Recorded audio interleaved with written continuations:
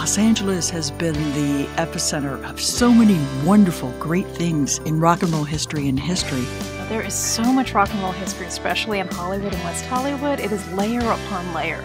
So it's just an incredible experience to drive around and see these places that people have heard about, but they don't necessarily know where they were, to connect the names with the places. We do have stuff on the doors. We have where they first played, which is a little club called the London Fog, which is, I think, about, maybe 4 or 5 doors west of the Whiskey.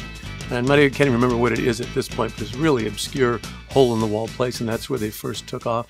One of the places that a lot of people used to talk about when I was a kid, and it was like, you could just go up there to Wilde's Music City, and you'd see George Harrison walking around. I'll tell you one thing about Wilde's Music City. You would actually see Frank Zappa working there before he was famous. But the Wilde's Music City story that I love the most is about when Phil Sloan, P.F. Sloan of the Fantastic Baggies and the Grassroots and so many great bands, he saw Elvis there. He showed up wanting simply to get some new guitar strings, and because he had a guitar, even though the store was closed, because Elvis was there shopping, they let him in.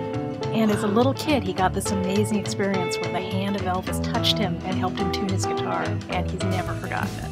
Right across the street from Amoeba, not far where Kim said Wallach's Music City was at Sunset and Vine, is what used to be RCA's headquarters. There's a big tower there, but it was RCA's recording center of the world. And it just always amazes me that in that room, the Rolling Stones cut, in one of those rooms, the Rolling Stones cut Satisfaction and the Aftermath album and Out of Our Heads. And I said, man, right across the street, that magic was made right there.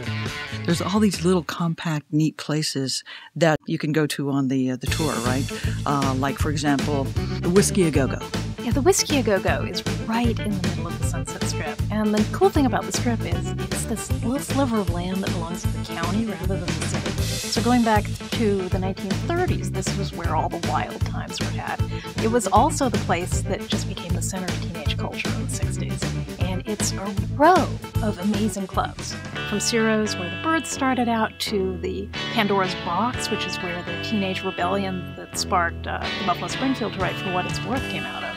And the Whiskey, of course, is just an incredibly influential club in the midst of all of that.